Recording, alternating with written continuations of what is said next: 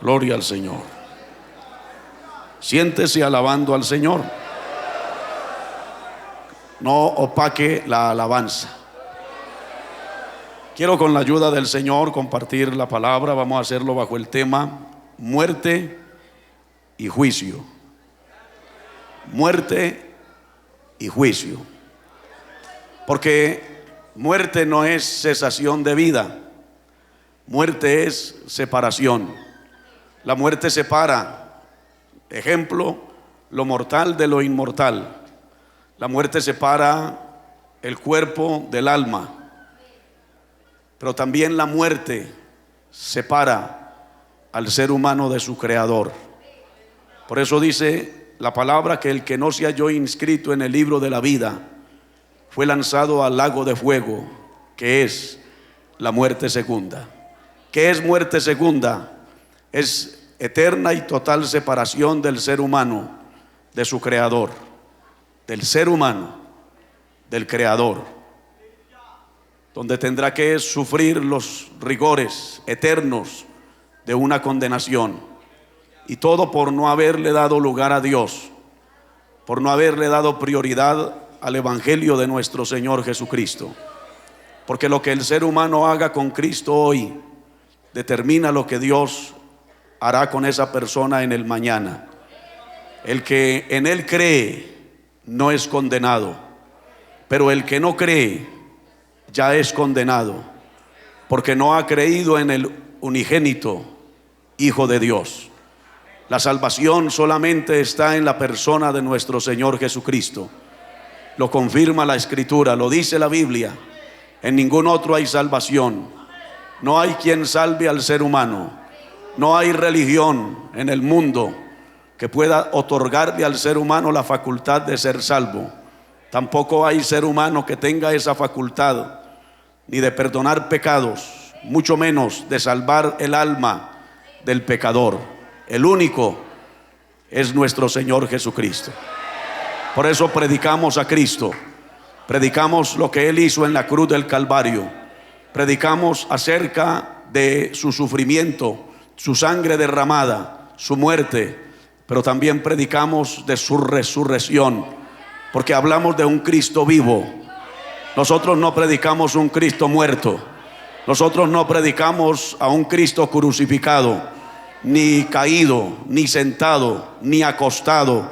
El Cristo de la Biblia sí murió en la cruz, sí su cuerpo fue puesto en una tumba, pero lo que nosotros podemos entender a través de las Escrituras, y podemos también entenderlo a través de una experiencia personal, porque eso es fe. Creemos lo que la Biblia enseña, pero creemos lo que Cristo ha hecho personalmente en nosotros. Por eso hablamos de un Cristo vivo, de un Cristo que salva, de un Cristo que cambia, de un Cristo que transforma, de un Cristo que rompe las cadenas del pecado, las ataduras del mal, de un Cristo que transforma al pecador arrepentido. El borracho que viene a Cristo es libre de esa influencia hacia el licor. Lo mismo el drogadicto, lo mismo el atracador, el asesino, lo mismo la ramera, el homosexual, igual la lesbiana, igual también el hombre y la mujer que está influenciado por los demonios para practicar religiones y para rendir culto a través de la idolatría a deidades paganas, que, como dice el apóstol San Pablo en uno de sus libros, un ídolo no es nada en este mundo.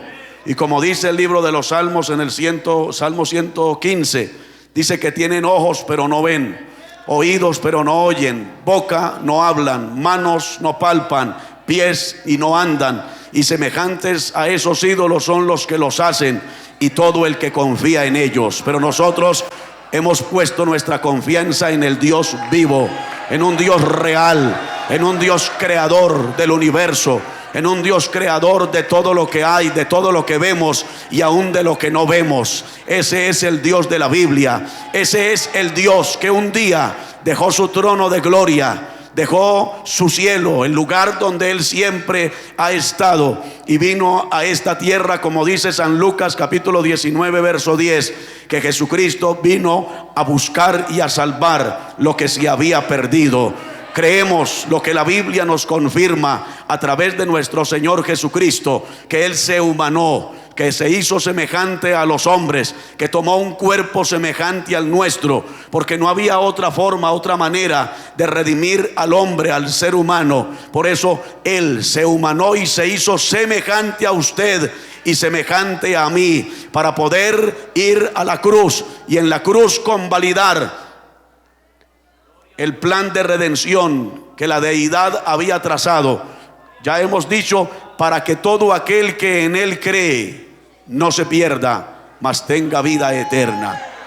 Los amigos que nos acompañan en esta noche, este mensaje que usted está escuchando, este mensaje le transmite a usted fe salvadora, fe para que crea. Primero que todo, usted sea convencido de que usted es un pecador delante de los ojos de Dios. Número dos, que usted pueda entender que necesita de un Salvador, de uno que puede perdonar sus pecados y salvar su alma. Y número tres, que usted voluntariamente venga a Él, a Cristo, le reciba, como dice el apóstol San Pablo a los Romanos capítulo 10 versos 9 y 10. Dice que si confesares con tu boca que Jesucristo es el Señor y creyeres en tu corazón que Dios le levantó de los muertos, serás salvo. Porque con el corazón se cree para justicia, con la boca se confiesa para salvación. Y todo aquel que invocare el nombre del Señor Jesús será salvo, dice la palabra de Dios. ¿Cuánto lo creemos? Todos los seres humanos iremos a juicio, porque la palabra del Señor nos revela que habrá un juicio en el cielo para los redimidos después del rapto de la iglesia. Allí nosotros compareceremos ante el tribunal de Cristo, pero también nos confirma la palabra de Dios que habrá otro juicio para pecadores ante el juicio del gran trono blanco. Y usted encuentra que estos dos eventos son diferentes, porque ambos tendrán resultados distintos. Unos seremos juzgados después del rapto de la iglesia, después de lo que nosotros anoche escuchamos a través del mensaje, que Cristo viene pronto a salvar a los que le esperan. ¿Cuánto le esperamos? Y entonces Él nos llevará al cielo. Se cumplirá lo que dice San Juan capítulo 14, cuando le dijo a sus discípulos, y también esa palabra nos lo confirma a nosotros: no se turbe vuestro corazón, creéis en Dios, creed también en mí. En la casa de mi Padre muchas moradas hay. Voy pues a preparar lugar para vosotros, y cuando me hubiere ido y os hubiere preparado lugar, dijo Cristo, vendré otra vez. Y ese vendré otra vez, dice la Biblia, que vendrá por segunda vez sin relación al pecado, para salvar a los que le esperan. Cristo fue a preparar lugar para nosotros en el cielo, y vendrá a levantarnos de esta tierra, y con Él nos iremos al reino de los cielos. Recibiremos cuerpos transformados, tendremos cuerpos glorificados, porque dice la Biblia que este cuerpo será transformado en cuerpos glorificados, y así estaremos por siempre en la presencia del Señor. Y luego compareceremos ante el tribunal de Cristo, dice la Escritura.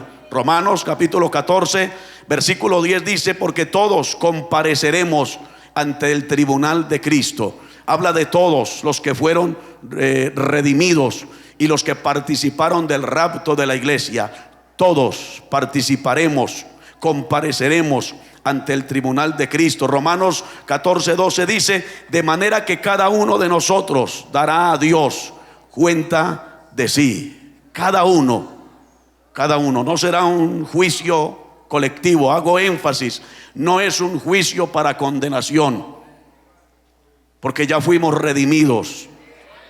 Ya en esta tierra el aceptar a Cristo como Salvador nos dio la bendición de lo que dice el apóstol San Pablo a los romanos: justificados pues por la fe, tenemos paz para con Dios por medio de nuestro Señor y de nuestro Salvador Jesucristo. Dice también 2 de Corintios capítulo 5 verso 10: porque es necesario que todos nosotros comparezcamos ante el tribunal de Cristo, para que cada uno reciba según lo que haya hecho mientras estaba en el cuerpo, sea bueno o sea malo. Cuando la palabra dice sea bueno o sea malo, ese sea malo no tiene una connotación de pecado, porque ya estamos en el cielo, ya somos salvos y ya estamos en la presencia del Señor. Más bien dice 1 de Corintios capítulo 3 versículos 11 al 15: porque nadie puede poner otro fundamento que el que está puesto, el cual es Jesucristo. Y si sobre este fundamento alguno edificare oro, plata, piedras preciosas, madera, heno, hojarasca, la obra de cada uno se hará manifiesta, porque el día la declarará. Mas dice, pues por el fuego será revelada, y la obra de cada uno, cual sea, el fuego la probará. Si permaneciere la obra de cada uno que sobreedificó, dice, recibirá recompensa. Y dice también San Pablo a los Corintios capítulo 4 verso 5 en la primera carta, que el Señor aclarará lo oculto de las tinieblas y manifestará las intenciones de los corazones. Entonces cada uno, dice, recibirá alabanza del Señor o alabanza de Dios. Y esto lo confirma el Señor en San Mateo, en el capítulo 25 versículo 23, cuando el Señor dirá, después de que comparezcamos ante este juicio en el tribunal de Cristo, entonces el Señor dirá, bien, buen siervo fiel, en lo poco fuiste fiel, sobre mucho te pondré, entra en el gozo de tu Señor.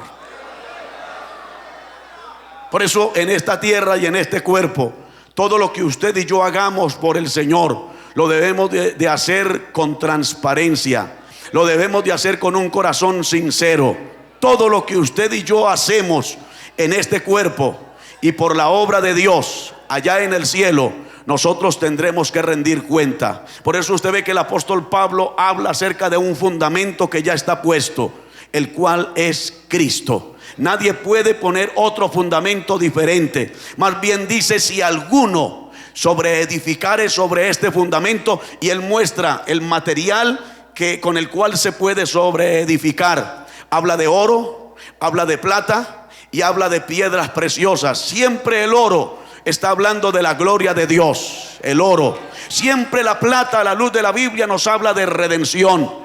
Y las piedras preciosas nos hablan no solamente del ministerio del Espíritu Santo, nos habla también de los dones y las manifestaciones del Espíritu Santo. Y ahí que el Señor nos ha dado ese material para que nosotros sobreedifiquemos sobre ese fundamento, siempre dándole a Dios la gloria, no olvidándonos que fuimos redimidos con la sangre de nuestro Señor Jesucristo.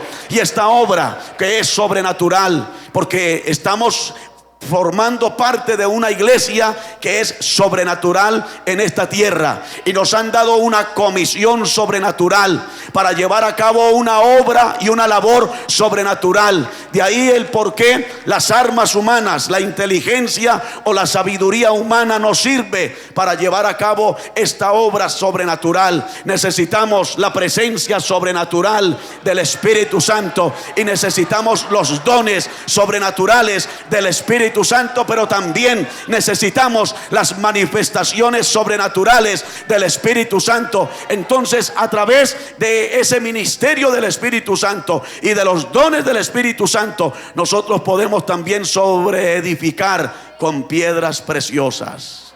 Entonces el fuego probará la obra de cada uno, y si edificamos con oro, el fuego hará que el oro brille más. Si sobreedificamos con plata, el fuego, al probar la plata, pues esta también brilla más. Y si sobreedificamos con piedras preciosas, lo mismo, el fuego hace que las piedras preciosas también brillen más. Pero hay otras tres clases de materiales donde el apóstol Pablo, inspirado por el Espíritu Santo, los menciona: el heno, la madera o la hojarasca. Y el fuego también probará esa clase de materiales, y si alguno sobreedificó sobre ese fundamento que es Cristo a través de heno, madera u hojarasca, entonces esa obra será declarada. Y es cuando el apóstol dice que la persona se salvará como por fuego.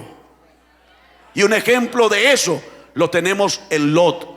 Lot fue salvo no solamente por misericordia, porque nosotros también hemos sido salvos por gracia y por misericordia, pero él fue salvo también como por fuego. Porque si el Nuevo Testamento a nosotros no nos revelare de ese justo Lot, que abrumado por la conducta, por la mala conducta de aquellos hombres malvados, dice, afligía su alma viendo y oyendo las cosas malas e inicuas que ellos hacían y practicaban. Si el Nuevo Testamento no nos hablara del justo Lot, nosotros nos preguntaríamos, ¿Lot sí se salvó?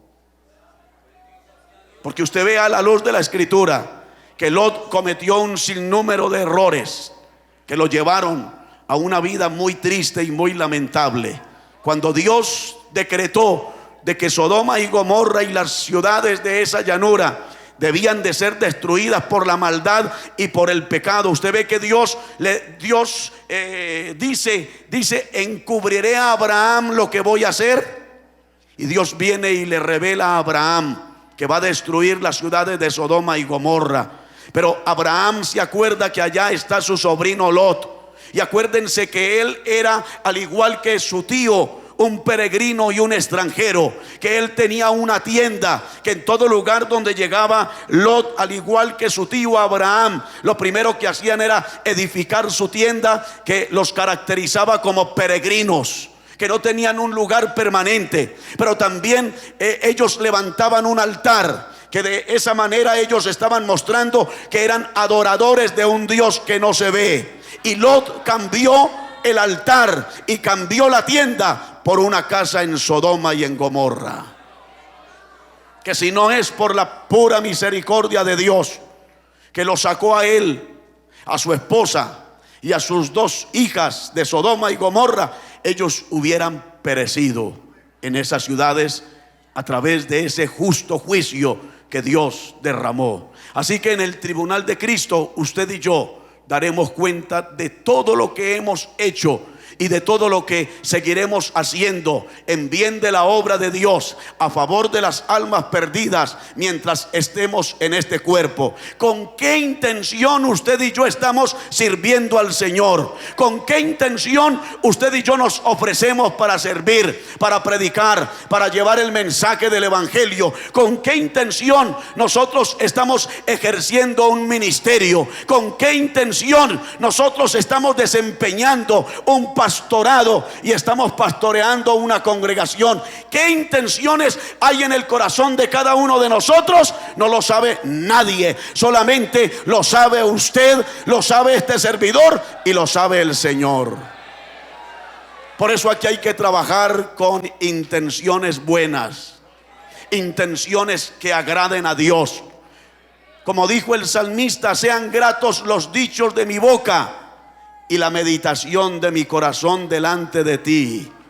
Que lo que usted y yo hablemos esté acorde con lo que hay en nuestro corazón. Porque podemos hablar algo y aquí afuera podemos hacer algo que ante los ojos de todos los que nos están observando puede ser bueno. Pero ¿con qué intención lo estamos haciendo? Eso es lo que el Señor va a juzgar allá en el tribunal de Cristo. Y usted sabe que van a haber recompensas, y muchos van a ser recompensados, como hemos leído ese texto de San Mateo. Bien, buen siervo fiel, en lo poco fuiste fiel, en lo mucho serás puesto, entra en el gozo de tu Señor. Pero habrán otros a quienes el Señor no les dirá de esa manera: bien, buen siervo fiel, porque ellos no fueron fieles en lo poco que el Señor les dio. Y si no fueron fieles en lo poco, mucho lo fueron en lo bastante que Dios les entregó a hacer. Aquí no se puede hacer la obra de Dios de otra manera. Aquí hay que hacer la obra de Dios y hay que caminar con Dios y hay que vivir este evangelio y hay que andar en esta salvación con transparencia, con un corazón sincero delante de los ojos de Dios y también delante de los ojos de los hombres y las mujeres que nos están observando a diario. ¿Cuánto lo creemos? A su nombre damos la gloria. Pero también dice la Biblia que habrá un juicio para pecadores. Y lo hemos leído en estos versículos finales, cuando la Biblia nos habla del juicio delante del gran trono blanco. La gran tribulación es el juicio para quienes desafortunadamente rechazaron a Cristo en el día de la gracia. Hablamos del día de la gracia cuando la Biblia nos muestra Cristo murió en la cruz del Calvario y resucitó.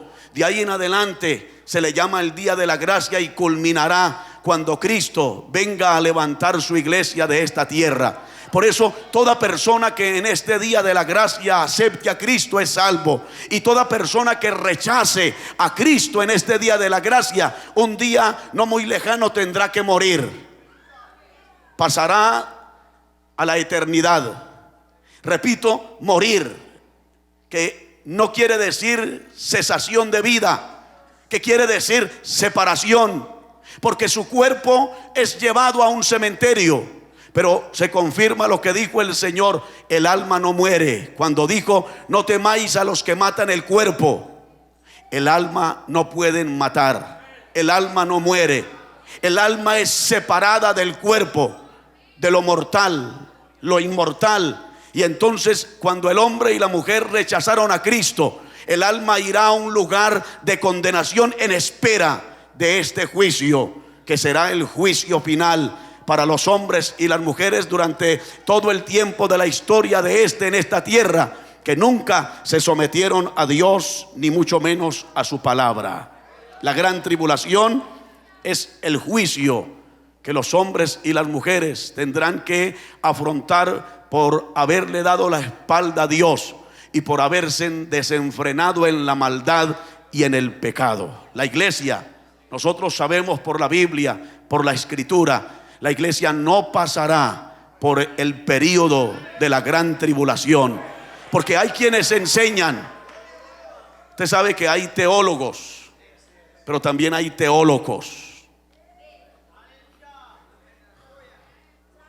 Sí, no se quede callado. Hay teólogos que tienen un conocimiento de Dios, pero hay personas que se han convertido en teólogos porque se han enloquecido y le han dado una falsa interpretación a la palabra de Dios, y predican la palabra de Dios y toman textos aislados y pasajes de la Escritura para ellos predicar lo que les conviene y lo que no está de acuerdo a la sana doctrina.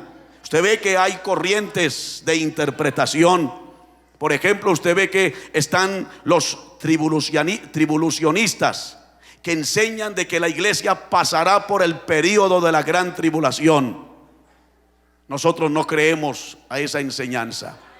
Nosotros no aceptamos esa enseñanza, porque nosotros tenemos fe y tenemos credibilidad a lo que la Biblia nos enseña, que Cristo antes de la gran tribulación vendrá por nosotros. ¿Cuánto lo creen?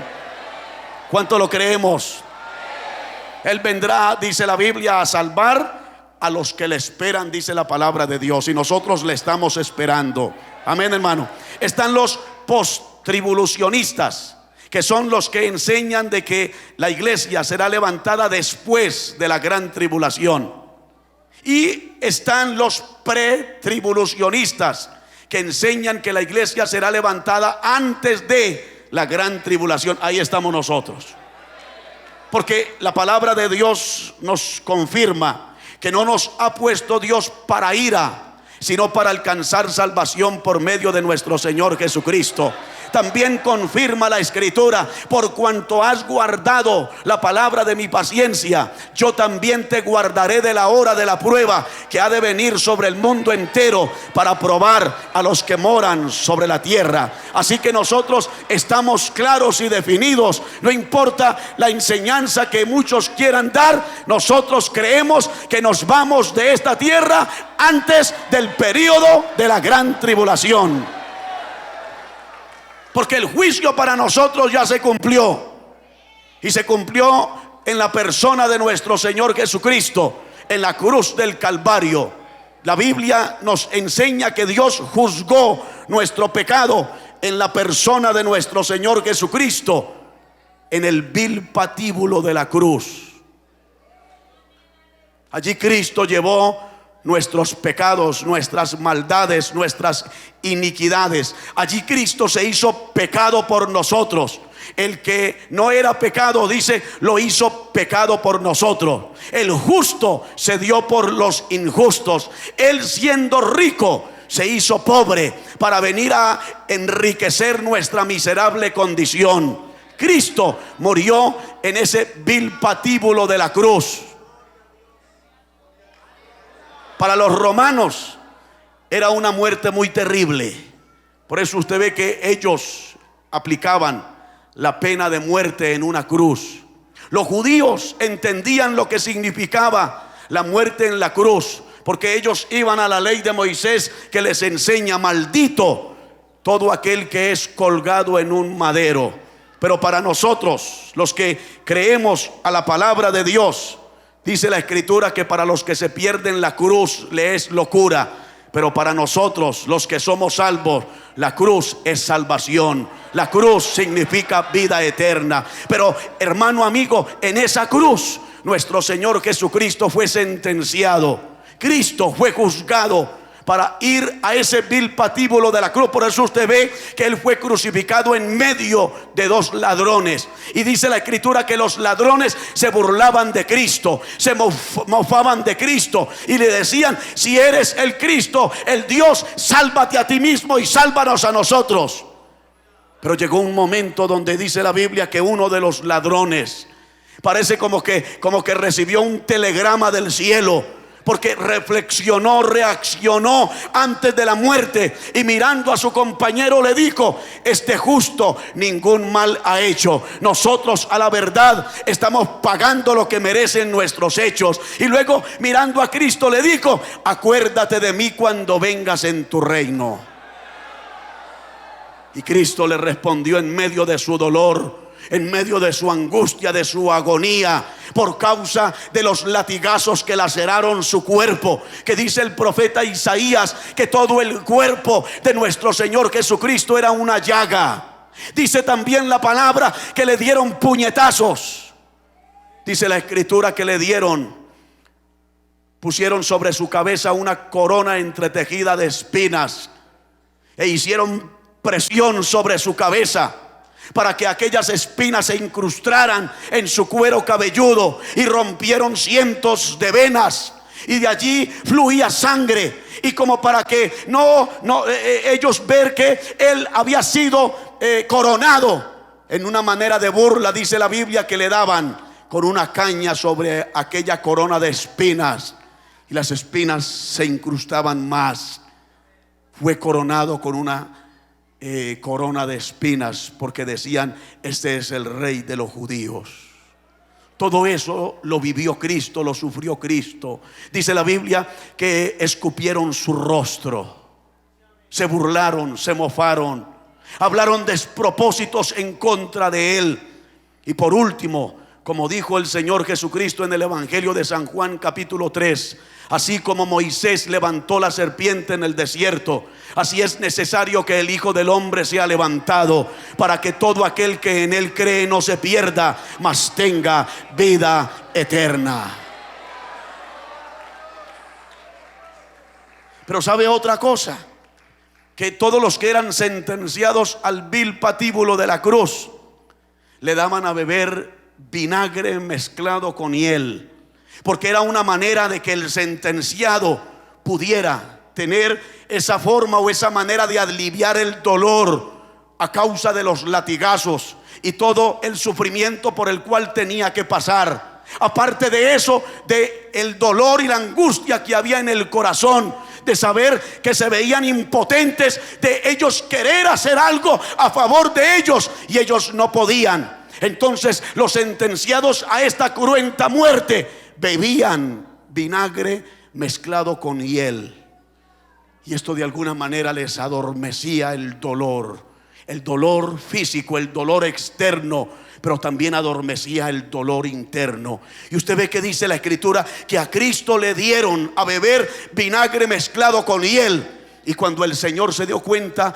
de que era esta mezcla de estos dos ingredientes, el Señor Jesucristo lo rechazó, porque Él no necesitaba beber vinagre mezclado con hiel. Porque si el Señor hubiese bebido vinagre mezclado con hiel, la muerte de Cristo sería como semejante a la muerte de aquellos otros dos ladrones y de todos aquellos que habían sido sentenciados al vil patíbulo de la cruz. Cristo no necesitaba beber vinagre mezclado con hiel, porque aunque había dolor físico, es verdad, pero en su corazón no había odio, no había rencor, no había resentimiento hacia sus verdugos. Al contrario, en el vil patíbulo de la cruz, Cristo tuvo fuerzas para decirle al Padre: Padre, perdónales porque no saben lo que hacen.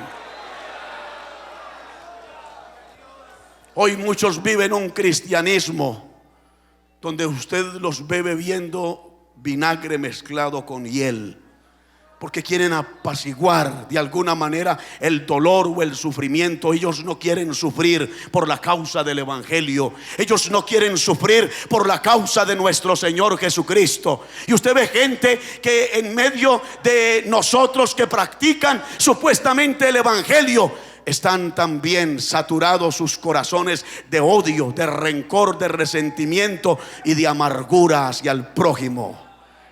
Están bebiendo vinagre mezclado con hiel. Le mezclan al Evangelio esas sustancias para aliviar el dolor. Pero el verdadero cristiano, como Cristo, rechaza el vinagre mezclado con hiel. No lo necesitamos, así hayan pruebas, así hayan luchas, así haya adversidades, así haya dificultades, así hayan sufrimientos por la causa de Cristo y por la causa del Evangelio. Más bien decimos, como dijo el apóstol San Pablo: ¿quién me separará del amor de Dios? Tribulación, angustia, persecución, hambre, desnudez, peligros o espada. Por causa de ti somos muertos todo el tiempo y somos contados como ovejas al matadero. Por lo cual estoy seguro que ni la vida ni la muerte, ni ángeles, ni principados, ni potestades, ni lo presente ni lo porvenir, ni lo alto ni lo profundo, ni ninguna otra cosa creada nos podrá separar del amor de Dios que es en Cristo Jesús, Señor nuestro. Ese es el verdadero evangelio. Ese es el verdadero cristianismo, cuando la vida de un hombre, de una mujer, está sometida a Dios y sometida a la palabra de Dios. Y se cumple lo que dijo el apóstol Pablo a Timoteo: tú pues sufre penalidades como buen soldado de Jesucristo. El Señor nos ofrece un evangelio, pero en ese evangelio Él nos enseña y nos revela que así como Él no bebió vinagre mezclado con hiel, porque no lo necesitaba, y porque para que fuese una muerte de acuerdo a lo que la deidad había programado para redimir al ser humano, Él no necesitaba de esas mezclas. Así también nos dice la palabra que todo aquel que dice que está en Él debe de andar como Él anduvo.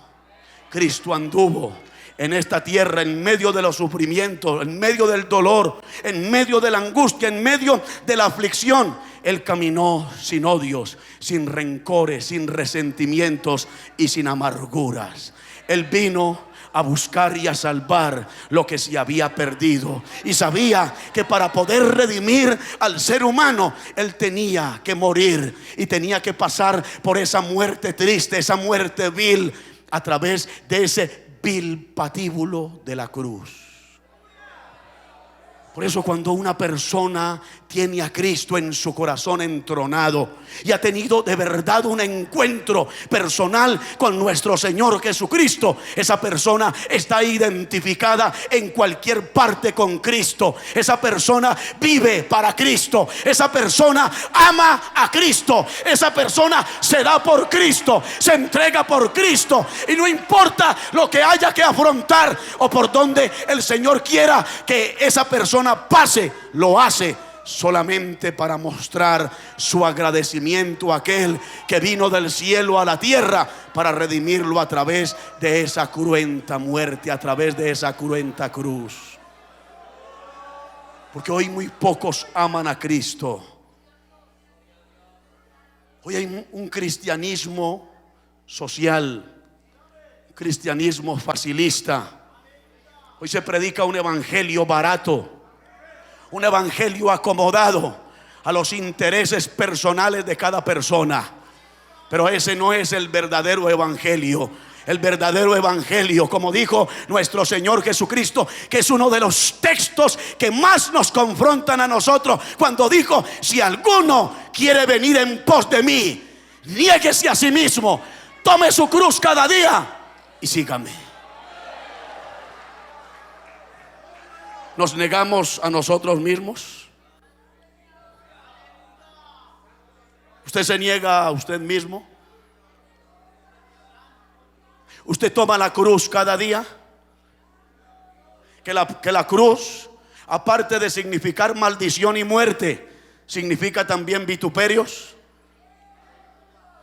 el ser escarnecido, el ser burlado, el ser menospreciado. Porque se tiene que pasar por un sinnúmero de situaciones tan adversas y tan difíciles. Pero aquel que no toma la cruz no es capaz. Se defiende y no quiere sufrir. Si alguno quiere venir en pos de mí, alguno, niéguese a sí mismo, tome su cruz cada día, y dijo el Señor, y sígame. Dice el profeta Isaías que Jehová cargó el pecado de todos nosotros, y lo confirma la palabra, que por ese juicio que vino sobre la persona de nuestro Señor Jesucristo, nosotros fuimos declarados salvos. Nosotros obtuvimos la salvación. Amigo, amiga, esto no es por obras. Eso lo confirma la Escritura. La salvación no es por obras. La salvación es por gracia. Por gracia sois salvos por medio de la fe. Esto no es de vosotros, es un don de Dios. La salvación es un regalo inmerecido de Dios para nosotros. Por eso hay que valorar esta salvación. Acuérdese, compañero pastor, que antes del Señor llamarnos a ejercer un ministerio, nos llamó primero a ser salvos. Y no podemos olvidarnos de dónde nos sacó el Señor.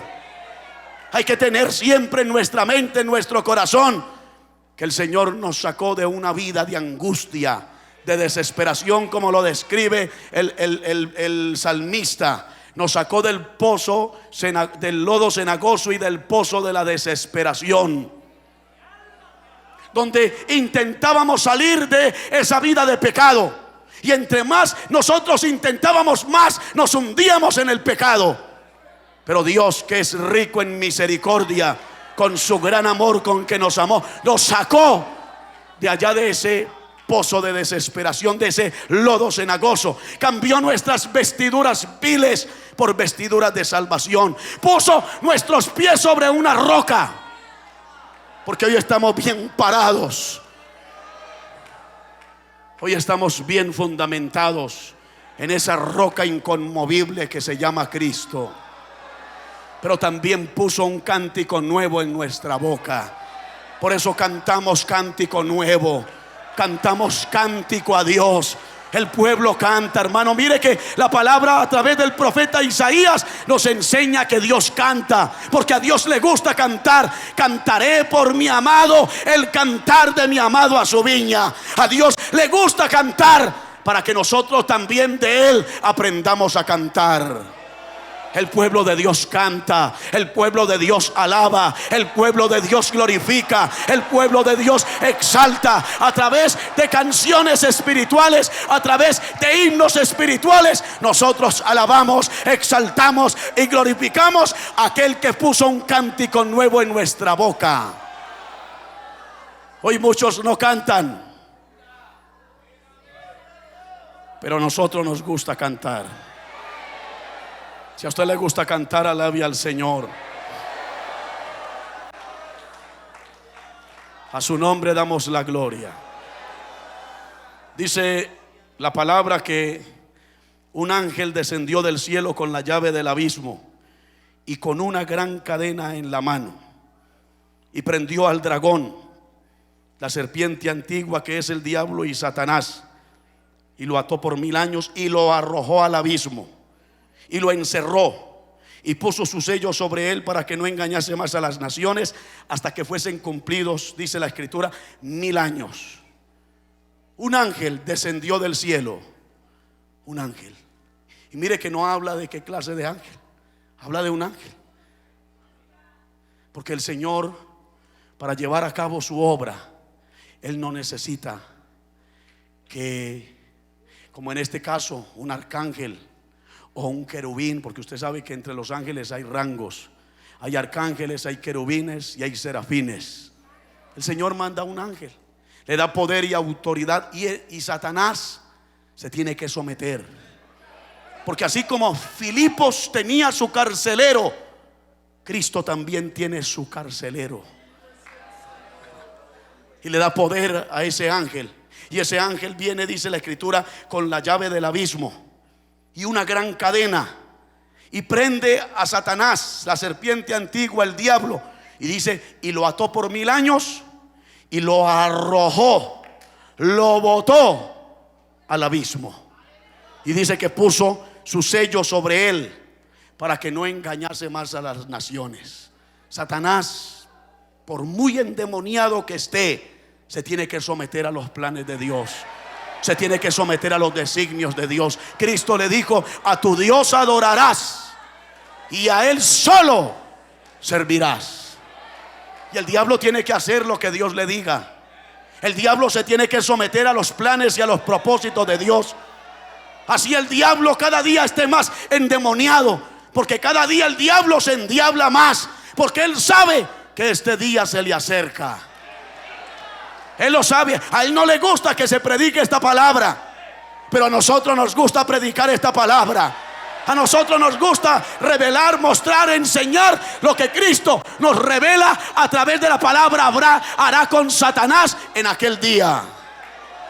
¿Cuánto lo creemos? Y luego habrá un periodo de 1000 años en el reinado de Cristo con su iglesia en esta tierra, que van a pasar, van a ocurrir muchas cosas, dice la escritura. Pero luego dice la Biblia que cuando los 1000 años se cumplan, Satanás será suelto de su prisión, saldrá de esa cárcel de máxima seguridad. Ni antes ni después. Cuando los 1000 años se cumplan, él no saldrá por sí mismo. Dice que cuando él sea suelto de su prisión, saldrá a lo que él siempre sabe hacer: engañar. Saldrá a engañar las naciones, con el propósito de destruir al pueblo de Israel y destruir la ciudad amada, Jerusalén. Y cuando el diablo va en ese programa, en ese propósito, cuando él logra reunir ejércitos, y cuando a través de su engaño y su falsedad les muestra que hay que destruir a Israel y hay que destruir y fulminar al pueblo de Dios, dice la Biblia que del cielo descendió fuego. Y dice también que el diablo fue tomado y fue lanzado al lago de fuego, donde ya estaban la bestia y el falso profeta. Y dice que allí ellos, el diablo, el falso profeta, el anticristo, dice la escritura, y todos los demonios serán atormentados día y noche por los siglos de los siglos. Y después de este juicio que el diablo tendrá que sufrir ya por toda la eternidad, entonces se llevará a cabo el juicio delante del gran trono blanco. Y es cuando el apóstol Juan nos dice: y vi un gran trono blanco y al que estaba sentado en él, de delante del cual huyeron la tierra y el cielo. Acuérdense que Cristo ya había profetizado: el cielo y la tierra pasarán, mis palabras no pasarán. Aquí Juan ve que el cielo y la tierra desaparecen y ningún lugar se encuentra para ellos. Y Juan dice: y vi a los muertos, grandes y pequeños, de pie ante Dios.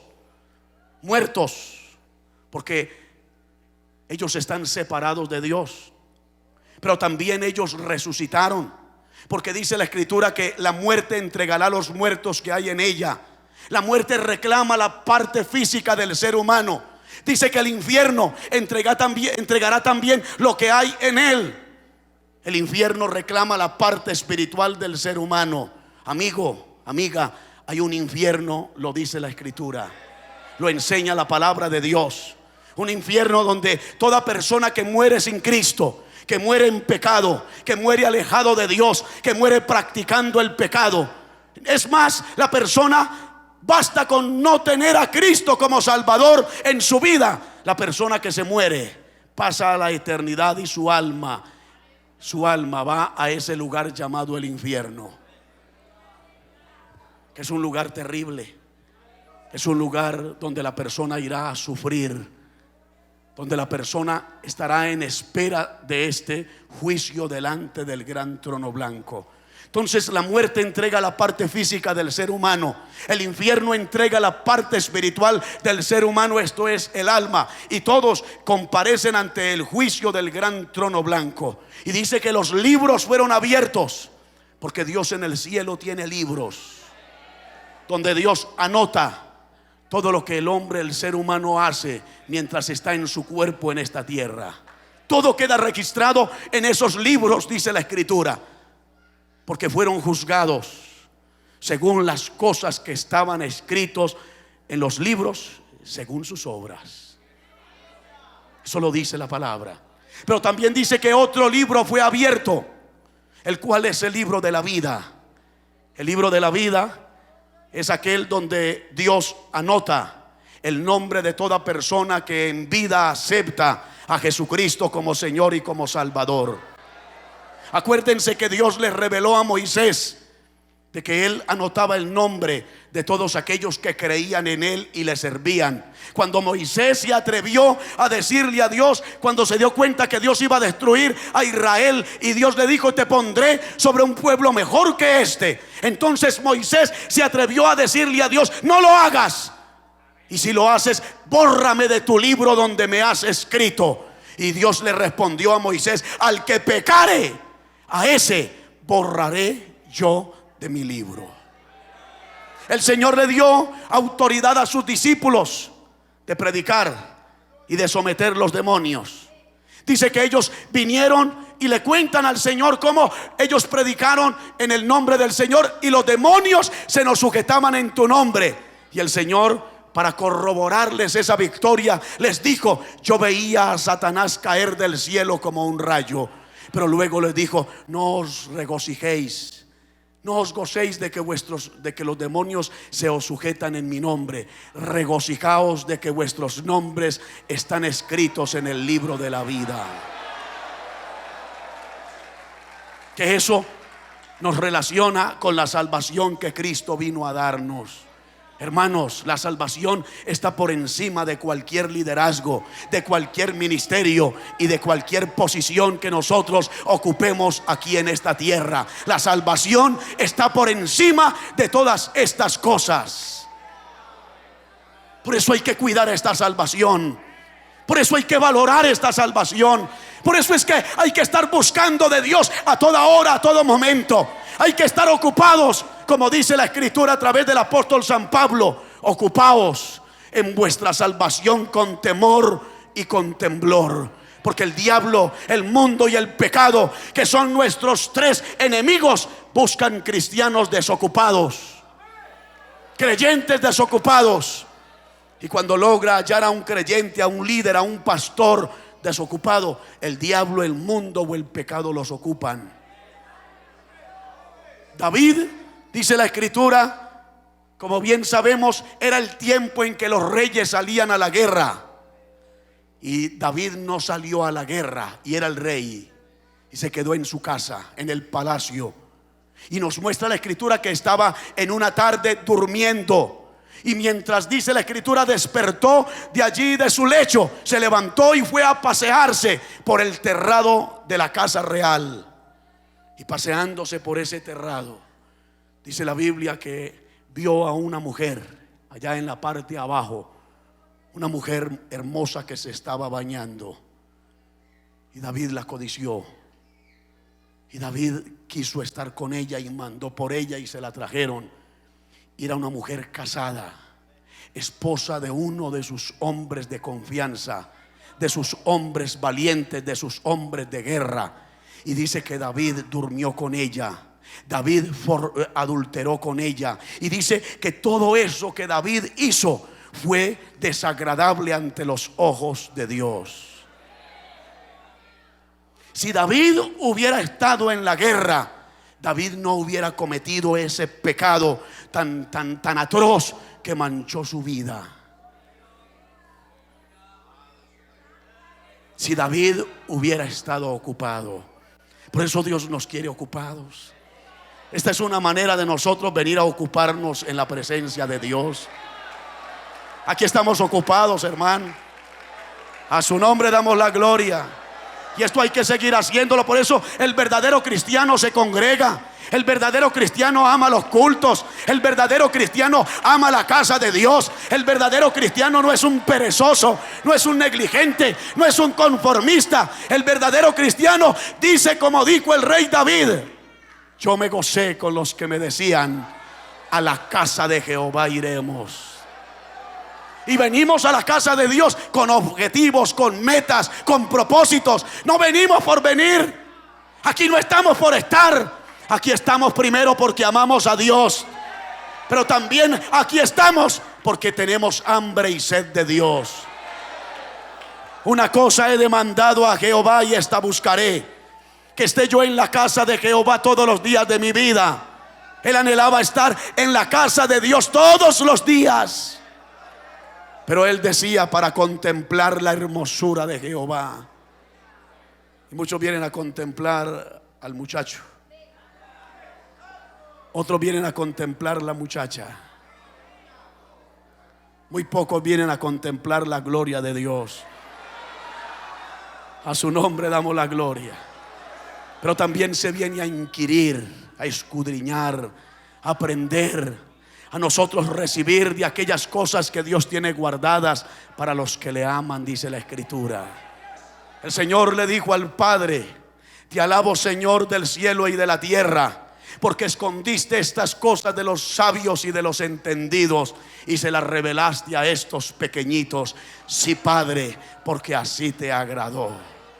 Y cosas que ojo no vio, ni oído oyó, ni han subido al corazón del hombre, son las que Dios tiene guardadas, reservadas para los que le aman. Hermano, al templo se viene a adorar a Dios, pero también al templo se viene a tener experiencias personales con Dios, porque Dios es real. Él está aquí en esta noche. Él viene, no viene por venir, Él viene con propósitos, Él viene con objetivos, Él viene con metas trazadas. Usted ve a Cristo, cada vez que Él entraba al templo o a las sinagogas, Él entraba con un objetivo, con un propósito. Él no entraba a las sinagogas por entrar, que eran sucursales del templo. En cierta ocasión entró a una sinagoga, dice la Biblia, y se dio cuenta que había un muchacho que tenía la mano seca. Un muchacho que tenía la mano seca. Y el Señor delante de todos lo llamó y le dijo: levántate, ponte en medio. Y luego le dijo: extiende tu mano. Y el muchacho obedeció y extendió la mano seca y le fue restaurada. El Señor viene a restaurar hombres y mujeres, porque eso también es parte del culto a Dios, que Él recibe nuestra alabanza, nuestra adoración, pero Él viene a darnos la palabra, y esta palabra restaura, esta palabra levanta al caído, esta palabra rompe cadenas, esta palabra rompe ataduras, esta palabra sana enfermos, esta palabra liberta cautivos. Los demonios, las enfermedades no pueden resistir al poder y al espíritu de la palabra de Dios. Y Él está aquí en esta noche. Si usted quiere aprovechar esta oportunidad, el Señor está aquí. El Señor está aquí. Cuando Él iba a resucitar a Lázaro, usted ve que el Señor ministró a una de sus hermanas que estaba triste, que estaba angustiada, que estaba desesperada por causa de la muerte de su hermano. Y cuando el Señor ministra a esta hermana de aquel difunto, dice la Biblia que ella corrió a su casa y se encontró con su hermana y le dijo a su hermana: el Señor está aquí y te llama. Y cuando María oyó el mensaje de Marta, su hermana, que le decía: el Señor está aquí y te llama, María se levantó y corrió a buscar allá donde se encontraba Cristo. Y el Señor ministró también a María, ministró a Marta y ministró a María, porque a eso viene el Señor, a los templos donde se predica esta palabra, donde se pone en alto el evangelio puro, santo de nuestro Señor Jesucristo. Él viene a restaurar vidas, Él viene a sanar enfermos, Él viene a romper toda clase de ataduras y de cadenas. Dice la Biblia que en otra ocasión entró a una sinagoga y allí había una mujer que caminaba encorvada, caminaba torcida. Y el Señor, cuando la vio, se dio cuenta que llevaba 18 años que caminaba torcida. Y el diablo ha torcido a mucho creyente. Usted ve mucho creyente torcido en su vida espiritual. Usted ve mucha gente torcida. Físicamente usted los ve que caminan derechos, pero espiritualmente están torcidos, porque desobedecen la palabra, porque tergiversan la palabra. Usted ve mujeres con el pelo pintado, usted ve mujeres con las cejas depiladas, torcidas, hombres con cejas depiladas y dicen son cristianos, torcidos, con las uñas pintadas, torcidos, yendo a cines mundanos, torcidos, practicando adulterio, torcidos, practicando fornicación, torcidos, viviendo una vida mundana, torcidos. Pero el Señor viene a enderezar los que están torcidos. Si usted está torcido en esta noche, aquí está el poder de esta palabra que lo endereza. Aquí está el poder de Cristo que endereza lo torcido. Si usted se deja enderezar como aquella mujer, dice la Biblia que el Señor la tocó, oró por ella, y la mujer, dice la Biblia, que se enderezó. Se enderezó y nadie la había podido enderezar. Y cuando el pastor de la congregación se dio cuenta de lo que el Señor había hecho con ella, dice la Biblia que ese pastor se enojó y vino y confrontó a Cristo y le dijo, basándose en la ley, porque era un día de reposo, 6 días hay en que se puede orar por los enfermos, pero no en el día de reposo. Y el Señor miró esa clase de pastor, que los hay, los ha habido siempre y los sigue habiendo. Pastores que no les importa la vida espiritual del pueblo, que no les importa la vida física del pueblo, no les importa. A ellos lo que les importa es tener fama, adquirir fama. A ellos lo que les importa son los diezmos y las ofrendas que la iglesia aporta, pero a ellos no les importa el valor de las almas delante de los ojos de Dios. Y el Señor confrontó a esa clase de pastor y le dijo, hipócrita. Hipócrita, le dijo a ese pastor. Cada uno de ustedes no va y desata el buey en el día de reposo y lo lleva a comer y a beber. En el día de reposo, que no se debe de hacer, mas sin embargo desatan el buey y lo llevan a comer y a beber. Y esta hija de Abraham y señaló a la que había estado torcida, a la que caminaba encorvada. Así caminaba, y ella había intentado enderezarse y no podía. Pero cuando el poder de Cristo llegó a esa congregación, esa mujer quedó libre. El Señor dijo: y esta hija de Abraham, que Satanás había atado 18 años. El diablo se le había metido al pastor en esa congregación hacía 18 años.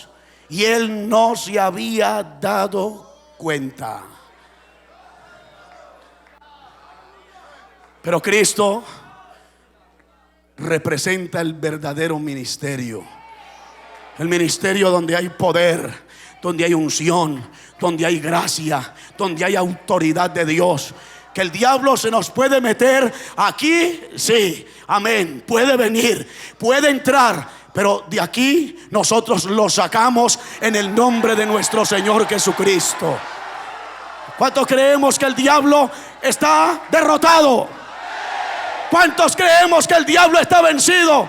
¿Cuántos creemos que tenemos poder y autoridad para echar fuera demonios? Aquí está la presencia de Cristo en esta noche. Aquí está el que salva, aquí está el que sana, aquí está el que rompe cadenas, aquí está el que bautiza con Espíritu Santo y fuego, aquí está el que levanta al caído, aquí está el que llena al que está vacío, aquí está el que endereza lo que está torcido. ¿Estás caminando torcido? ¿Estás caminando torcida? Aquí está Cristo, que ha venido para enderezar tu vida moral y también tu vida espiritual. Levante su voz y alabe al Señor.